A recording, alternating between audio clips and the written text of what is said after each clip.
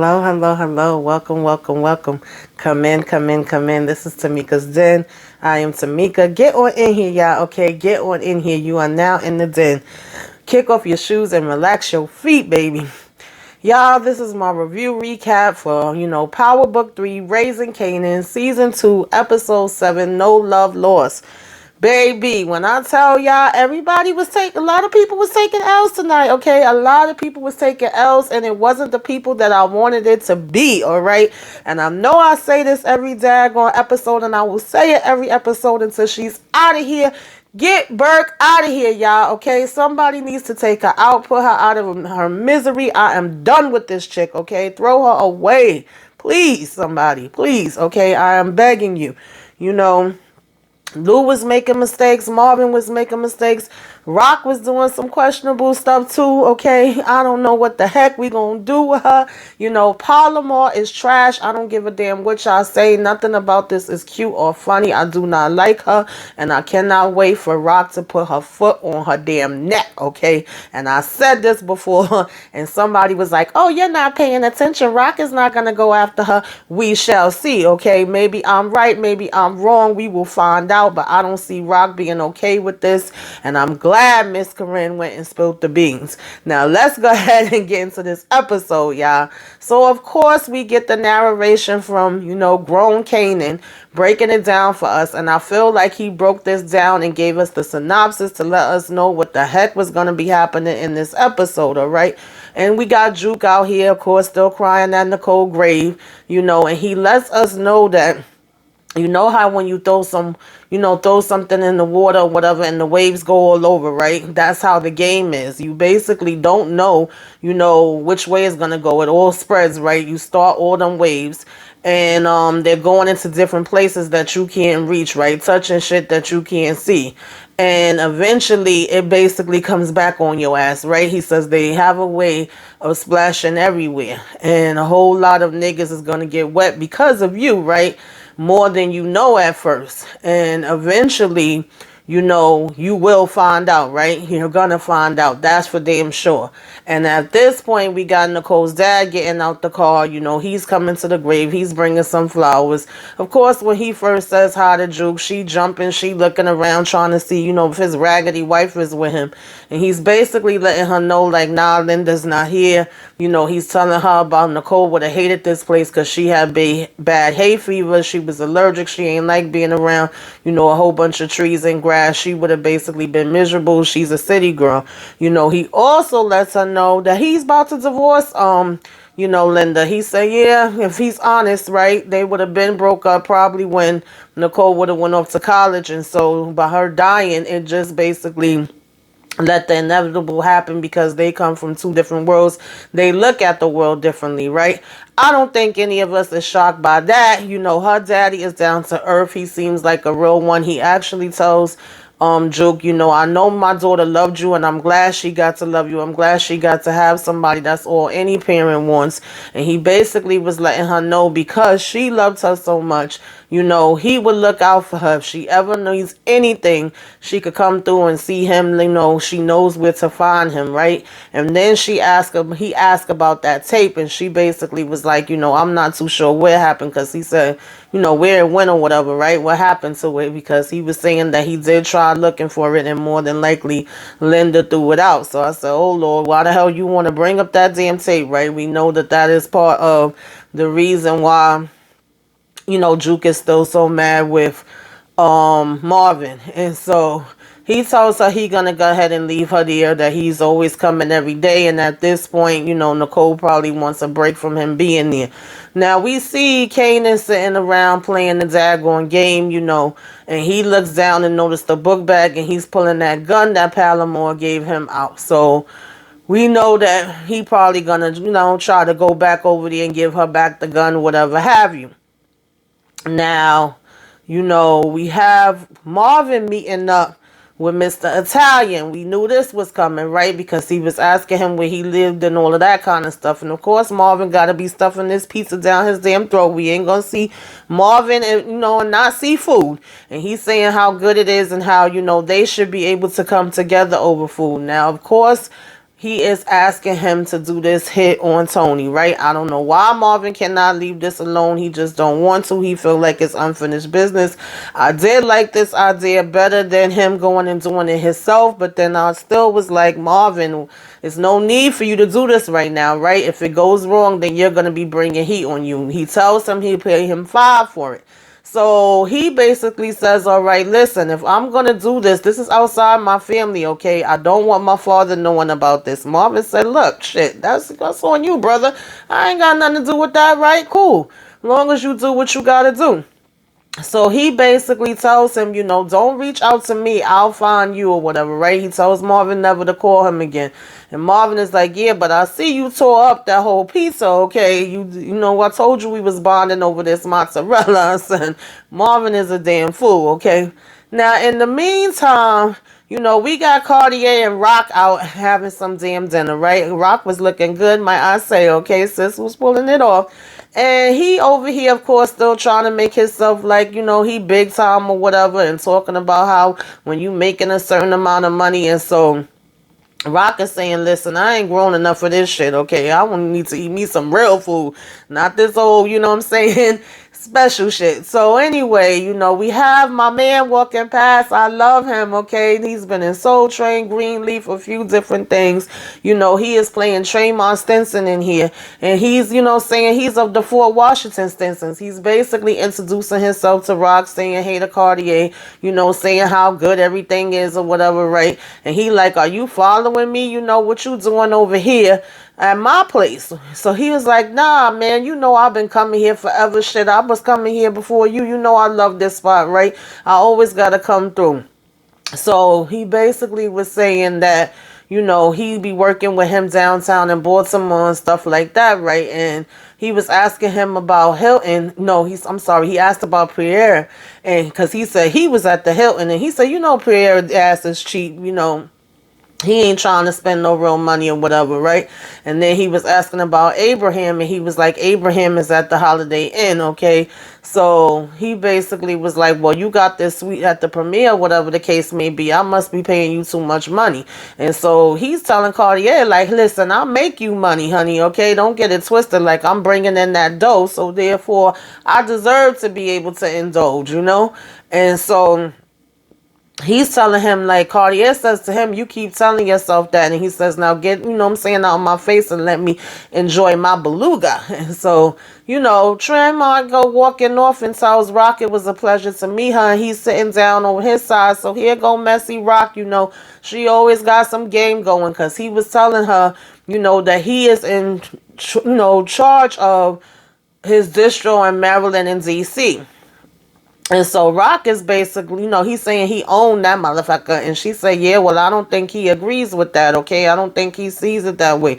And he was like, oh, please, he ain't shit without me. She was like, well, he said he can't even sell shit to his mama. So she said, ain't you the one that said insubordination leads to insurrection? She was like, oh, that's just some shit you say.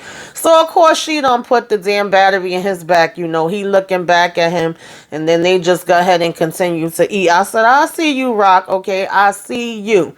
Now, in the meantime, of course, Kanan goes over to Palomar like I thought. He giving her back the gun. He letting him know, that he's okay. Everything worked out. She over here talking about, oh, I'm so happy to see, that you was safe. I was worried about you. She came to the door with barely nothing on. And then she gonna go ahead and open up her damn robe, talking about why you want to leave. Because he was saying, where's Corinne? He was like, well, since she not here, I'm gonna go ahead and, get up out of here.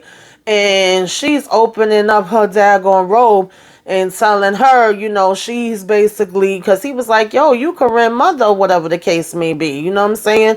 And she was like, well, I'm still a woman, basically. And I said, you know what, this is trash. I don't care what y'all say. I know a lot of men talking about, oh, she look fine, and oh, what young guy wouldn't want this and this, that, and the third, but they would look at it a completely different way if it's a girl. I don't give a damn if it's a girl or if it's a boy. This is disgusting. She's out of pocket, and I can't wait for her to get hers, period.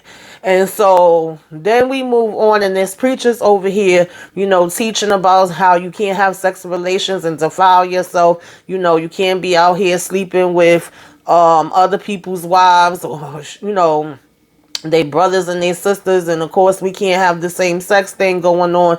You know, all of these things are sin and hell and atrocities and all this other stuff, right? In Leviticus 18 and in the commandments and all of that. And so of course Laverne is slowly but surely just turning inside out, right? She's like looking at him like he got three heads or whatever, right? And we knew that eventually this was gonna come up.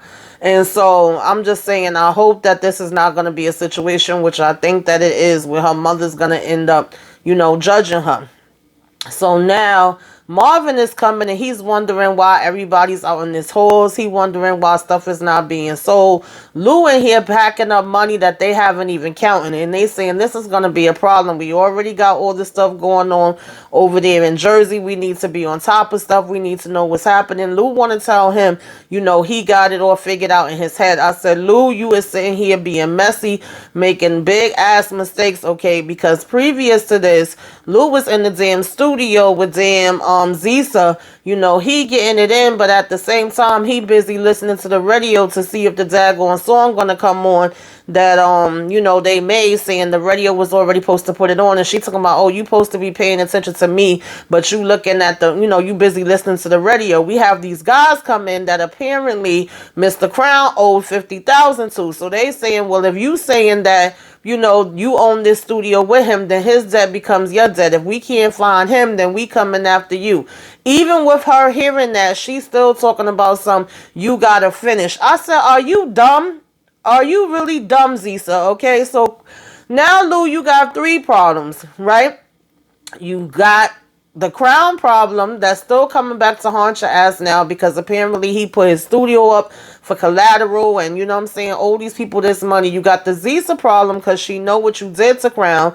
And not only that, when she seen that these guys came in here threatening you and saying basically his debt is your debt, she was still worried about getting her damn back blown out. And you got the Cartier problem, which we going to be coming up to next. So now, Lou, you just dug yourself in even damn deeper. Like, I've been rooting for you, boy, okay? I have been rooting for you. But nonetheless, I digress, you know. Moving on from that, you know, Juke is standing outside the church, and, you know, little boy from the church come up to her, and he basically is saying, you know, you can't mess with people's sisters, and making fun of the sermon that the pastor just preached. And she basically was, you know, saying to him, no, he said brother, she said or sister, and he was like, you got a sister? So he said, you know, he want to take her out sometime, he want to get her number, they could share a soda, you know, get some milk duds, go see a movie, and all of that kind of stuff. In the meantime, you know, Kenya just looking down there at her, you know, seeing them having this conversation, right? And I'm just so mad because when she seen that Kenya was looking at her and smiling and stuff like that, she gives him the number, and it's like, we know that Juke is not being the real Juke. She's turning herself into something else completely to please her mother, and I'm not feeling it. And I just hope that this lady do not end up hurting her, but I really believe that she will, okay? Now we get Detective Howard. He come into the station, and basically we find out what I been knew. Scrap was not no snitch, baby, okay? R.I.P. to Scratch. I always knew he was a real one. Scrappy was not trying to go out like that. You know, they played him, and I knew his mother was not going to let it go. She was not going to believe that this was no damn suicide. I don't know how the hell they thought that that was going to just go down like that and nothing else was going to come of it. You know, Howard comes in the station, and basically the cop is saying, you know, listen, her son committed suicide, but she's not buying it. She's going mad hard. You know, he's basically like, you know, she's been an informant coming in, telling them different things because of the poker games that she was running. And he was like, wait, hold up. He was like, I thought, you know, the son was the CI. He's like, yeah, I never said that. Okay, so Howard jumped to conclusions. He used that to his advantage with Rock, right, to make her feel that he was helping her out with something. And now he comes to find out the truth because nobody really wanted to dig into it, you know, to get to the bottom of really what was going on, right? So basically, you know, she was basically you know, Ping would look the other way when she was when she was doing these games, because she usually tells him anything that he needs to hear, you know, the 411 of what's going on around the neighborhood. So Scrap was innocent, okay? Innocent, I'll tell you. But moving on from that, excuse me. we had Juke in the kitchen. She making some soup or whatever. And Marvin comes in, looking for Rock. She tell him that she's out. And he was like, yo, when was you going to tell me about your mom?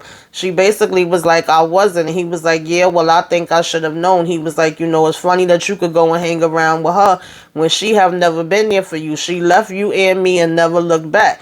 And so she was like, oh, and you're so great. And he was like, no, actually, I'm a piece of work. I got my shit with me there, too. But I was there for you, okay? I'm the one that stuck around. I'm the one that did what I had to do when it was all said and done. And he was like, she don't give a damn about nobody, okay? You will find out the truth about her. Just like she left before, she will leave again. And of course, Juke is just looking at him, right? But I think there's some truth to what Marvin is saying. So we shall see as time goes on with that. I wish that he would just apologize to her already, right? But I know that in his case, this is probably his way of apologizing. We talked about it before. Him fixing the room. Him trying to have some more conversations. Him saying, I know I'm a piece of work. I know I'm not easy. I know I messed up plenty, right? But at the end of the day, I was here. I stuck around and I did what she couldn't do, okay? And I've never stopped trying. And so with that part, like I said, he's not lying. She just was looking after he, went ahead and walked out the door. That's something for her to go ahead and think about. So now, in the meantime, we knew Rock was being messy. She done got Trayvon, got his behind kicked, okay? He coming out with a bruised up face, and she waiting for him in the lobby at this hotel. He said he was staying there. So she was like, wow, you looking a little wear and tear, whatever, from when I seen you earlier. He talking about he slipped in the shower. So she was like, well, I definitely think I could, get something going. He was like, well, I see you ain't mincing no words. She was like, yeah, I could get you more than what Cartier is getting right now. It looks like he's giving you headaches. So he was like, who the hell are you exactly? He said, I met you 3 hours ago, I should say, right?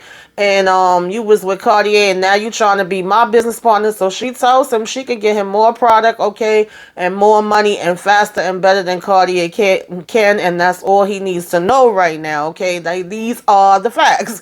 So she was basically like, I'm a businesswoman or whatever, right? And he says he's a businessman and he only mess with people he know and he don't know her.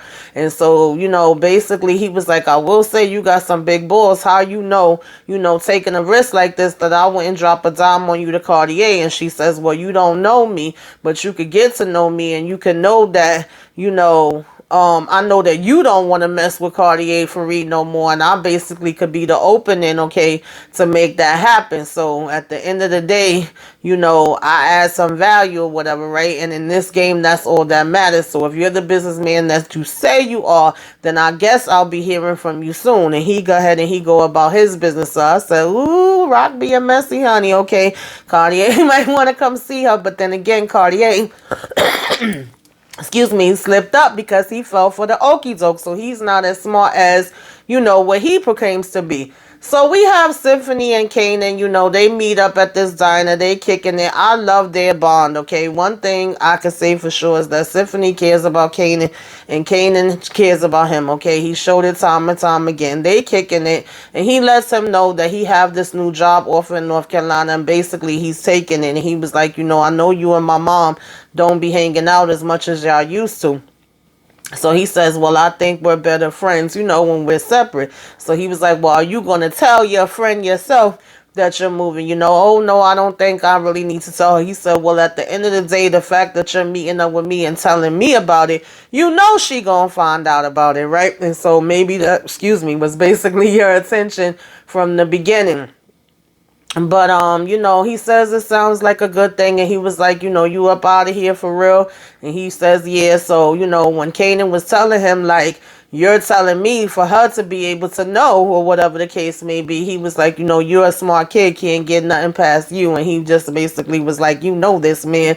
So now when they leaving from there, who should be freaking watching and creeping, want to run his damn license plate and all this different bull crap, pissing me the hell off, but damn Burke raggedy ass. That really pissed me off. She basically calls in his plate number and, follows his car, pulls his car over when he's like, what are you pulling me over for? What exactly is this supposed to be about? She want to talk about some, the night that the officer was shot, you were stopped around here. He said, okay, and a lot of people were stopped around here.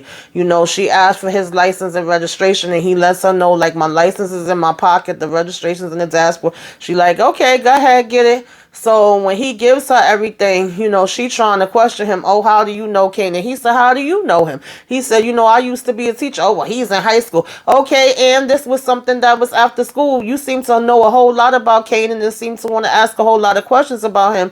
And this is very unconstitutional, okay? This don't got nothing to do with nothing.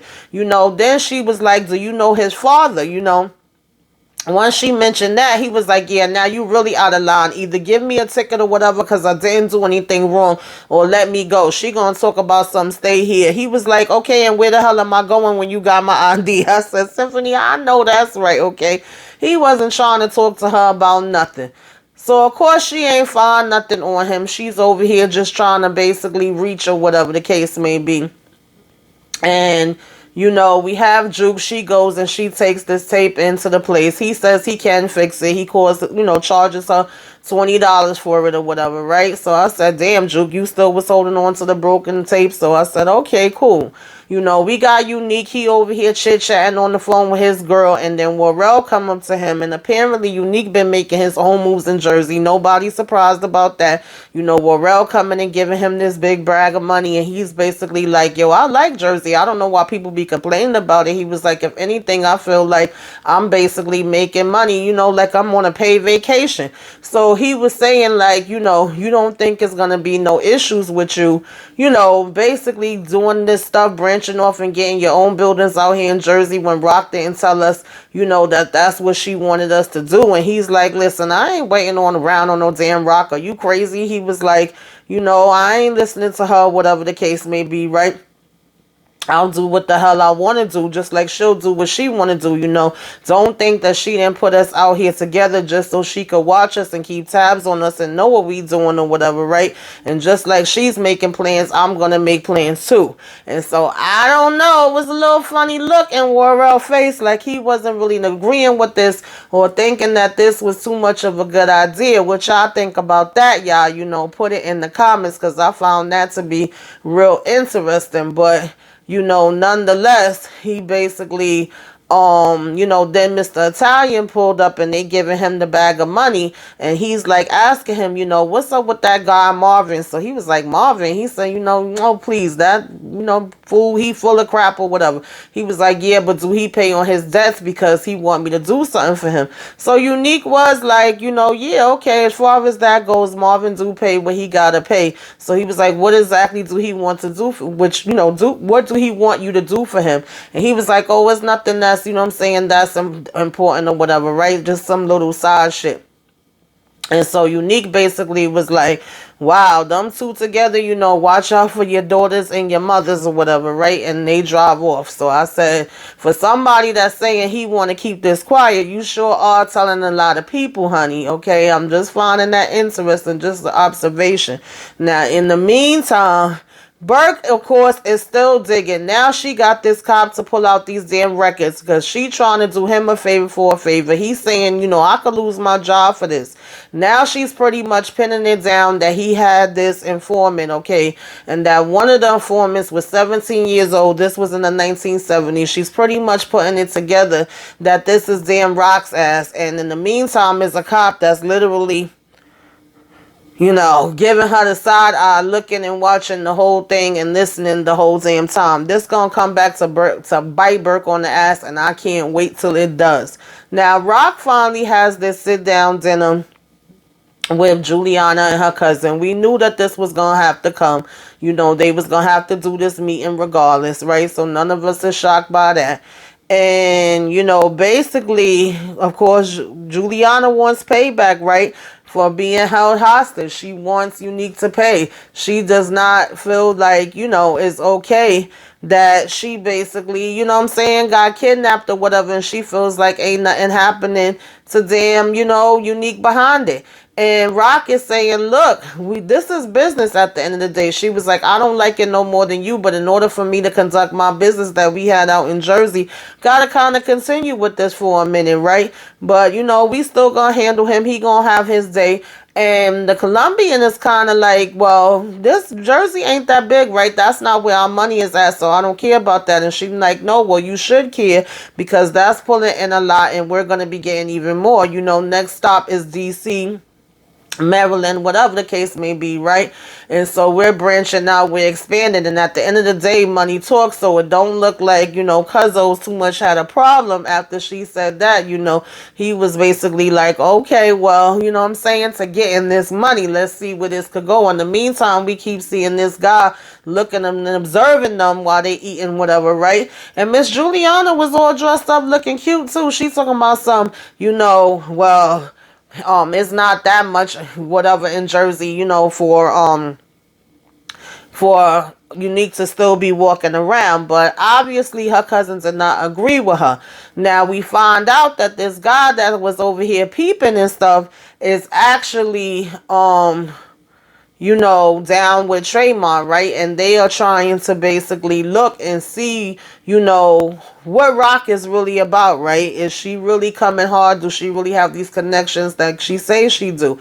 So now the guy's basically like, well, we gonna find out who everybody was, who all these players was at the table, so that way they could go ahead and know what their next step is going to be with Rock. Do y'all think that he's actually going to work with Rock? Or do you think he's going to use all this information to take it back to Cartier, honey? This should be interesting.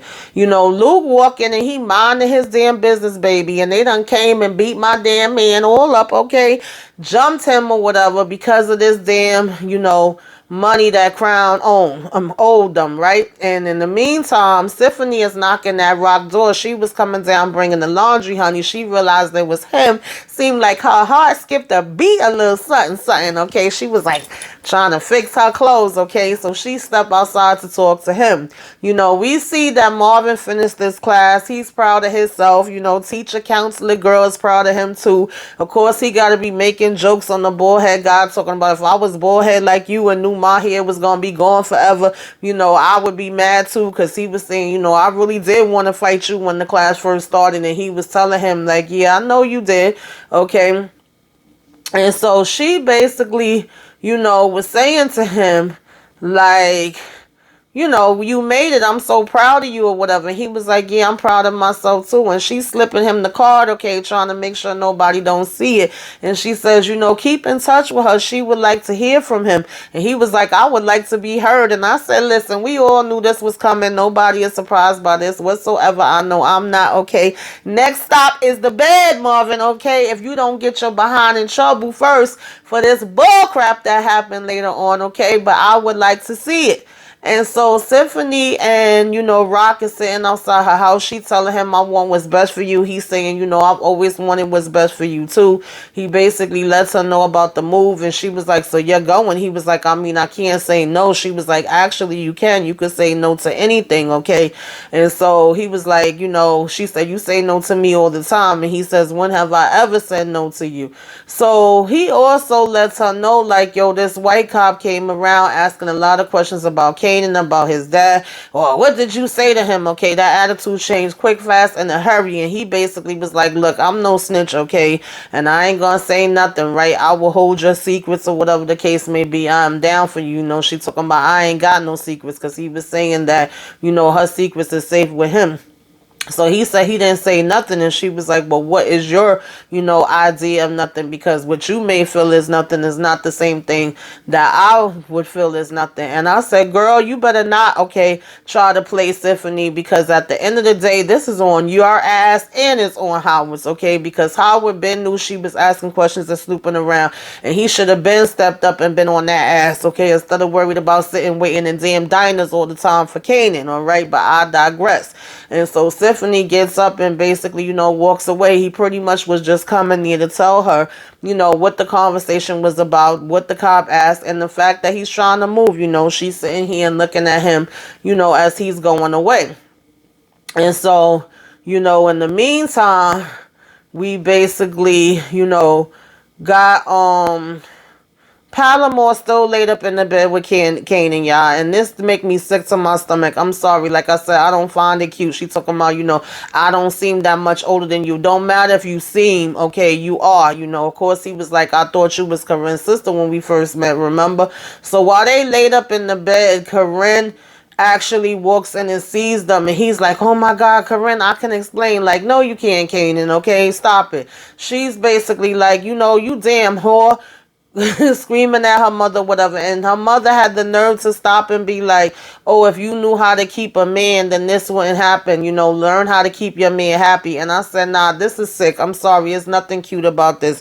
At this point, which I already got those vibes when they first came to the party, I believe she probably was even pimping off her damn daughter. And how many boys and how long has she been doing this when she's sleeping around with young damn kids? Sorry, no respect for her. She's trash, okay?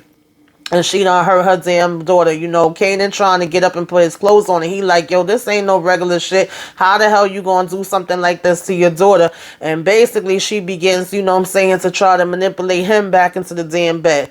Now, in the meantime, Lou, I'm sorry. Like I said, I've been trying to be down for you. You take your little dumb behind over the freaking Cartier. You over here trying to ask him for money. He's like, look, I don't mind giving you the money. You're talented, but how talented, it still remains a question to me. He's like, why don't you just ask your sister for this? He talking about he don't want Rocks to have no parts of the damn studio, but you rather Cartier have it. You don't know what you getting yourself into, Lou. You just keep digging from one hole to the damn next one, and it's pissing me off because I thought you was smarter than this. I thought you was a thinker, and you're not showing no thinking right now. Cartier lets him know this is business, and business don't come with no damn gifts. Lou want to talk about, give me a due date and I'll put interest on it. No, Cartier decides, well, what was Crown's portion, right? Where's Crown portion gonna go now, right? Assuming that he's now out of the picture and his dancing days is over. So Lou was basically like, a piece to his mom and the rest for me. He was like, well, I want half of his half, right? Now you could consider me a silent partner, right? This would basically be the way to pay me back because I ain't doing this shit for free. If you want my help, you're going to have to put some stuff down, right? I will have, you'll still have control and interest. I will just basically be the silent partner. And he like, come on, man, you need help with Linton. This is a way to help. Now, I wouldn't even be surprised if Cartier even set that part up, to be honest with y'all. Okay, but anyway, he was like, this is business. Nobody knows that better than you. And he puts out his hand to shake Lou's hand, and Lou shakes his hand. And I'm like, you just signed a deal with the devil, baby. And you better hope your sister end up getting him out the way because I really believe you played yourself. Now, in the meanwhile, of all the people Mr. Italian could pick, he picks old racist ass Dan that was up in the Catskills. He's telling him after everything that happened when the Catskills, you'll see and your father see how he's gonna come through. And he was like, no, my father won't see shit because my father don't know about this. This is all on me. So this is another person he done told, and now he done brung him with him, knowing what a screw up he is. Okay, I think he would have been better off bringing him on his own or bringing, I don't know, somebody else, not him. And so he's saying, you ain't going to tell my father nothing about this. This is all me. This is my job. So now I said, Lord, look at these damn two fools. So, Juke's still out here perpetrating, and it's really ticking me off. She's coming home with the guy. They talking about the movies and what happened and these white people and their kids and all this different type of stuff. And he's like, I really had fun. We got to do this again. She's basically saying, she had a good time too. They did look like they was genuinely being cool. But then, of course, he got to lean in for a kiss. Juke go ahead and kiss him. And then he gonna say, when we have kids, we can't have no crazy white babysitters. And she talking about some, right? I'm like, girl, stop it. Like, is this a thing of her just being confused and trying out new things, or is she really just trying to live a whole ass lie for however long to please her mother? Like, I'm not here for this. So anyway, child, Tony was in here riding this thing like it was a horse, baby. She having a funky good old time with her fiance, thinking she living her best life, not knowing it was about to be her last night. And honey, they came up in there shooting when the guy got up to go to the bathroom. Now, I don't know why they didn't just shoot when both of them was in the bed, but I guess because Marvin must have only said just for her. I don't know how the hell they thought this was going to work other than, had he not been home. But the fact that he was home after they shot damn Tony ass up, Mark gets a fighting. And damn racist ass Don, he kept telling him, shoot. He waits till when they over on the side. And basically, he ends up shooting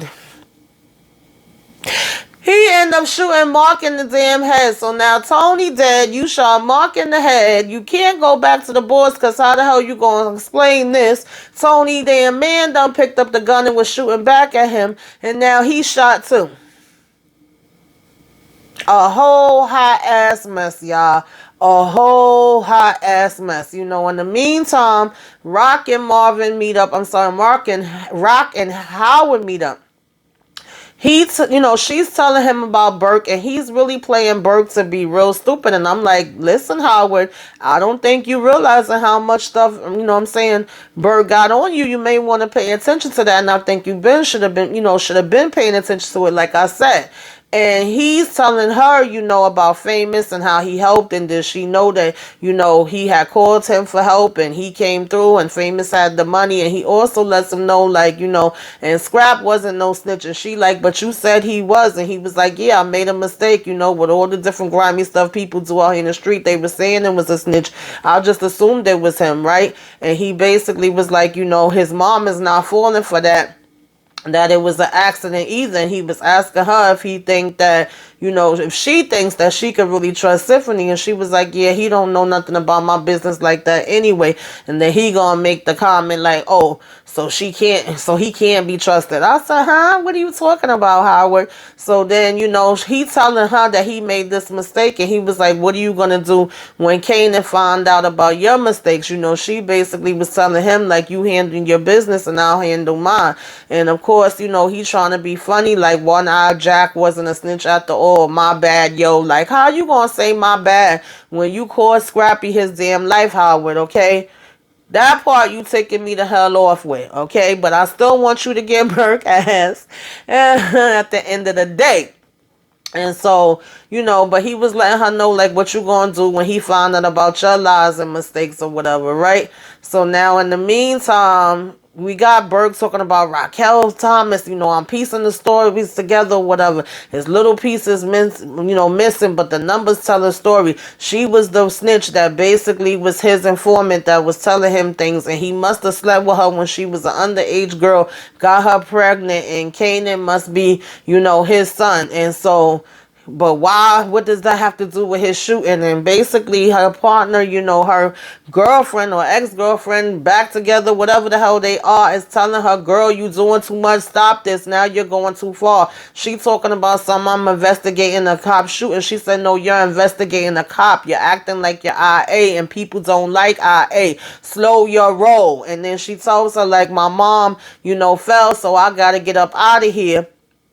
And, go check on her or whatever. And she not even paying her no mind. She's still just looking at these documents.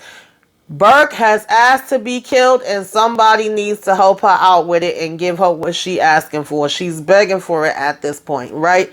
And she won't let it go. The more she finds out, the more the hell she wants to know. She's not going to stop. We already know that. And so, of course, Juke ends up going and dropping this tape back off to, Nicole's dad. She drops it there at the door, rings the bell. Then she's seeing Howard. He doesn't see her. So now, of course, she's probably thinking that he's coming in reference to Nicole's death or something else. But really, he's coming, to basically talk to the dad about Burke. He trying to handle the Burke situation. So her not knowing that, I don't know what she may go back and tell Rock or whoever, that may turn this into a whole nother mess. Now, we got Zisa in the studio singing and Cartier is up on their ass, just sitting in there bopping his head. Like I said, I feel like he been a part of this damn setup too. And, Lou looking at him like, now I gotta have this fat dude sitting up in here with me, you know what I'm saying? And of course the cops is trying to go to the hospital and ask Tony Man questions. You know, he's saying he don't understand what this is about. We are seeing that old racist, you know what I'm saying, Dan is in like a chicken coop bleeding the hell out. I don't know what the hell gonna happen with him, because he ain't gonna be able to go back home. He already messed up one damn time while they was up in the damn Catskills. You know, Symphony trying to pack his car so he could go ahead and get up out of here. Rock ass over here, you know, coming past. And of course, we're hearing, you know, grown Kanan talking, and he's basically saying that, you know, out here in these streets, baby, you know, things go down, right? And sometimes we make certain decisions that come back on our ass, right? He was basically, you know, just saying how you really got to think about what you're doing and how you're doing, because later it could come back and it could end up, you know, affecting other things. And he was saying that it ain't no such thing as a clean getaway, right? And not in real life. They may do that shit on TV. It's definitely not this life, you know. He basically was saying that you could put niggas on a corner in your real view, and they might be able to get, you know what I'm saying, to a certain point or whatever, but you ain't never gonna beat that trouble. It's always gonna basically be up on your ass. Don't care how fast you go, don't care how far you go, you know, trouble always gonna catch up to you. And basically at the same time, we seeing Rock driving up slow while, you know, Symphony putting this stuff in the car, and she has the gun up, baby, but then she puts it back down and she keeps going. So I was like, thank you, Rock. Let him go, okay? Run, Symphony, run. Run, boy, run, okay? You know, but we hear Kanan saying when it does, you can't, you know what I'm saying, even see it or whatever the case may be. It's going to sneak up on you when you're not looking. Oh, Lord, you know, and it's too late already. That's facts on facts on facts, y'all. So what y'all think about this episode? You know, as Symphony was putting down his trunk, he did see and notice that it was Rock that was driving past. You know, put it in the comments. Let's discuss. What the heck do you think she gonna do about Miss Palomar? Okay, what do you think is gonna happen with this Marvin and Lou situation? Let's get into it, y'all. Tell me what y'all thinking about this. Like, comment, share, subscribe if you were so inclined. Give me a wave. Let me know you came by. Put some flames up in the sky. All right, y'all. Till next time. Toodaloo.